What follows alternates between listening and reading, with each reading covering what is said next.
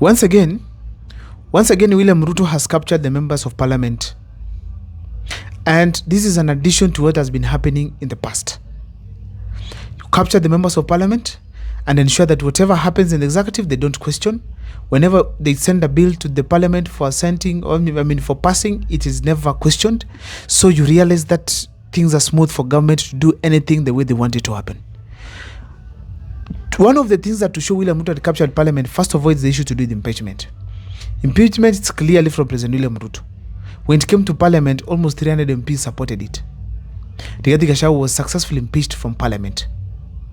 Apart from that, there are so many bills, including Finance Bill 2024, where MPs did not literally care what was happening in the streets other than passing and impressing President William Ruto. And actually, the bill was passed despite Kenyans going to the streets and others getting shot simply because they did not want the Finance Bill 2024. That is not the only one. Even Finance Bill 2023, Kenyans at large, about 95% were against it. But President William Ruto came out and ensured that the bill had been passed the way it was. Now, therefore, that was a clear sign that William Ruto has completely captured the Parliament of Kenya and the parliamentarians, to be specific.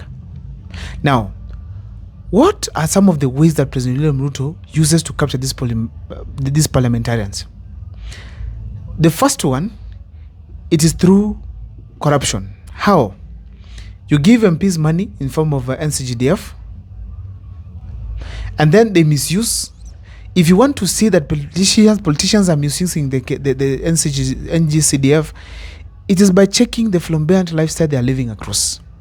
Building mansionettes here and there, buying very expensive cars, some of them going ahead to buy a helicopter to land here and there. The fact remains that this money is not logical for first-time MPs, second-time MPs to get all this wealth, all this amount of wealth. That means there's a hand of corruption. Tenders. Now, when they are allowed to engage in corruption, get tenders, the National Intelligence Service and of course the DCI, they're watching them closely. So when they do this, they don't ask. But if they decide to go against what is happening to the government, if they go against the wishes of the government, and William Ruto to be specific, they are reminded, hey, do you know that you spent some money on this and that, which was meant for development? As a result, mabunge wanakunja mkia. That's the first way. The second way William Ruto captures MPs is through the financial support in campaigns. You realize that some MPs became parliamentarians through William Ruto's campaign support. They pump money for you the year. As a result, you benefit as a member of parliament. You dispute across the villages, campaign for President William Ruto, campaign for yourself, and eventually become a member of parliament. So this kind of buying of aspirants, it's very common in Kenya. So someone is funded, you come to government, you have to be loyal to someone who gave you the seat. So that is one of the ways as to why these people become very rich and loyal to President William Ruto. If they question, they literally know that they owe William Ruto the money that they gave them for the campaigns. Another thing I want to say here, it is very clear that there's what we call giving direct tickets. In the Rift Valley, so many MPs were given direct tickets by President William Ruto, UDA party. They gave them direct tickets and they passed eventually and became cabinet secretaries, members of parliament, senators and staff. So the members of parliament, some of them were literally campaigned for and funded by President William Ruto. Ladies and gentlemen, that was one of the ways to capture these men so that they cannot be able to say anything against the government. And as a result, you realize that they stay loyal, whichever the case, in whichever the outcome, so long as William Ruto is happy. That has been evident in William Ruto's regime from 2022 up to date. Now, there's the latest one that just happened, which is going to form the basis of this analysis here today, ladies and gentlemen. And that is, before you do that, kindly make sure that you subscribe, like, and comment. And for those who engage me and subscribe my channel, that has enabled me to hit the 5,000 subscription mark. Thank you so much. May God bless you. Let me dive into the topic today.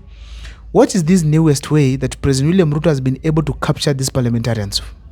Additional salaries and allowances. As you speak today, we've never had in William Ruto's regime that money for the salaries for the members of parliament has been reduced in any way. There's nowhere. Whatever they want, they always get it. But now the latest one, it is where they are added they are given 300,000 and 360,000 plus shillings simply for travels back and forth from their constituencies to towns. To Nairobi.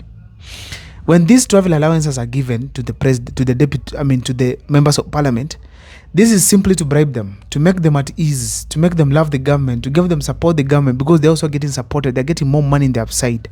There's no member of parliament who has come out to castigate these, but instead they are quiet, all of them, because they know they're benefiting. This is an encouragement of corruption, because these people go into the villages to inspect things that are not there. Yet their work is legislation and oversight of the National Assembly, of national government, So as we speak today, the additional amount of money that is given to these members of parliament, which is making their salary to go to a tune of 1.4 million shillings basic salary, then that is very clear that probably the president is trying to ensure that the MPs remain on his side always. And that has been the major challenge that we've been having as a country. That is really taking us back, because you realize that the government does anything at any time, and it knows very well that there's no one going to question its doings. That is the major challenge Kenyans are having. So that is one of the ways that William Ruto, through the SRC, has maintained the MPs on his side.